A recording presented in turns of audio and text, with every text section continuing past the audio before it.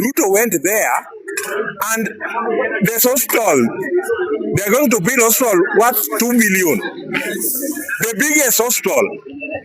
Another 500 million. Sijui wanataka kuna kitu wanataka kujenga hapa. And hapa mwingine anakuambia upige one term. Unapiga one term na wewe hata kuna hata baiskeli imepelekwa kwenu. Na mwenye anakuambia upige one term anapewa vitu. Which means Ruto is the president who is following the constitution. Resources must be distributed equitably, whether somebody voted for you or not. Na kama sisi tu kumpigia na anatuletea, mimi ni nani niamuke kupiga one term? Akili yangu itakuwa inafanya kazi kweli? Mimi personally kwetu kuna bridge tunajengewa saa hii. And we are going to fly the way they are flying in Thika super highway. Tutakuwa tunapita juu ya maji, maji iko kando hii side na maji iko hii side. Tutakuwa tunapita tunavuka the other side. A project worth 2 billion shillings. Alafu unataka nikuje hapa ni mimi nipige one term. Nitapiga saa ngapi? And I'm seeing development. Haiwezi kuwa ati amefanya yote.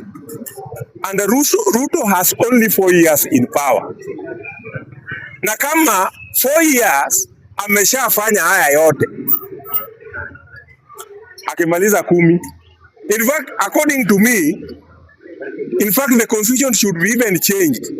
Ruto apige 20 years, 10 ya Kibaki na 10 ya Uhuru. Apige 20, tukae level moja ndio sasa watu waanze na hapa. Because hao watu wamekuwa kitupora wakitumia hii power yenye Uhuru anasema hii. If you are far from this power, there's nothing you can do.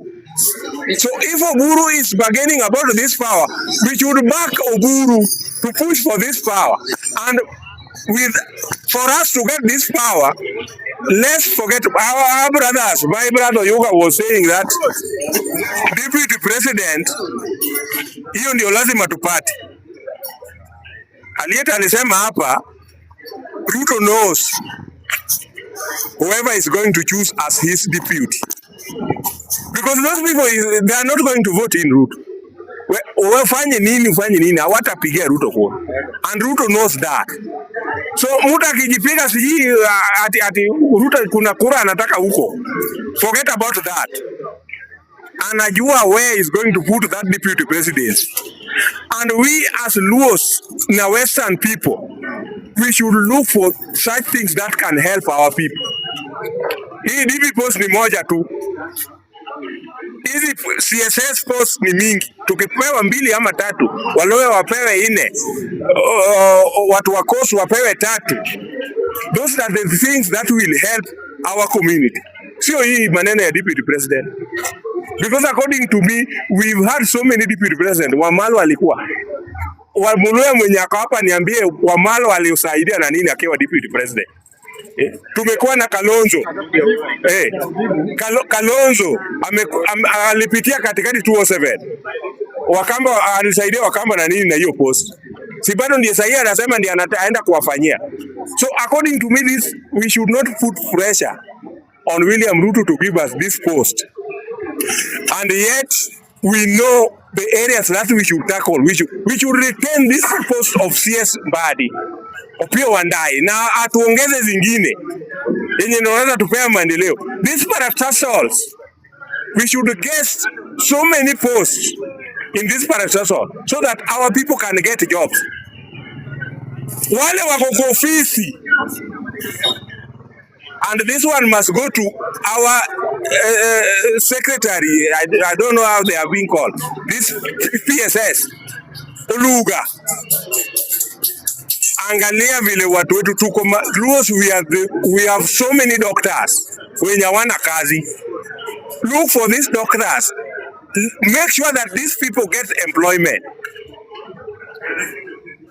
Hii maneno ya SHA wengine wanapinga hapa haifanyi. You are complaining that SHA haifanyi na you are not even paying for this thing. You cannot support to get service of what you are not paying for. Sasa hii watu wa Mount Kenya wanatuambia Walikuwa wanasema affordable housing, sijui hii kitu, hii ni kuiba tu pesa ya Kenya. Right now ukiangalia wenye wananunua hizi nyumba, wanarejesha hii nyumba ni hao watu. Alafu wewe unakaa hapo unasaidia mtu already wako na pesa. Kama ni kurejesha nyumba, wako na pesa ya kuenda kuweka. Anaweka 50,000 mara moja. Na wewe bado uko hapa unapiga one time. Wewe hata hiyo pesa ya kuenda ku apply for that house, you don't even have that money. And these people made this money when they had this power that we are now looking for. So our people, we should open up our eyes tuangalie ni nini tunataka. Sasa hii siasa ya kupiga ile wakati wa Raila imeisha.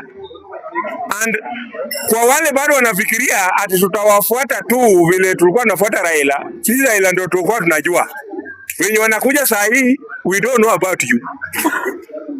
Kama rais walale tu vile, na Ruto sio ati anacheza vile wanafikiria. Uhuru alikuwa analala State House. Ako busy Mount Kenya. Aliingia everywhere. And before they realize kila kitu Mount Kenya ilikuwa ni UDA. Gachagua found himself without party. Sasa angekuwa na nguvu. Hata sasa hii watu wa kwetu wa Nyanza Waluya wengine bado wanacheka. Ataingia huko. And this time we want you to come directly. Because hao wanasema watusaidii, unawapea vitu sisi hatupati. So watu wa Nyanza na Waluya, hao ndio watu tumekuwa nao, tumetembea nao very long journey. Tukue pamoja. Hii sasa mnapiga Waluya ya kupiga karata hii ya kupewa pesa kidogo kidogo kuchokora chama, hiyo maneno iishe. Wanaenda wanakula kuku na ni through this Secretary General ndio wanapitianga nayo. This time round tuko macho. Nashindwa sana mtu anasema hawezi kuwa Secretary General ya Uhuru.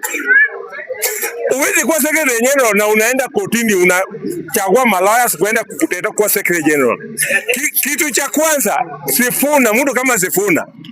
And this one, I want you to get this. How did you get into that post that you are now saying you are the Secretary General? Sasa wanasema NDC ite wapige watu party leader apigiwe kura, secretary apigiwe kura.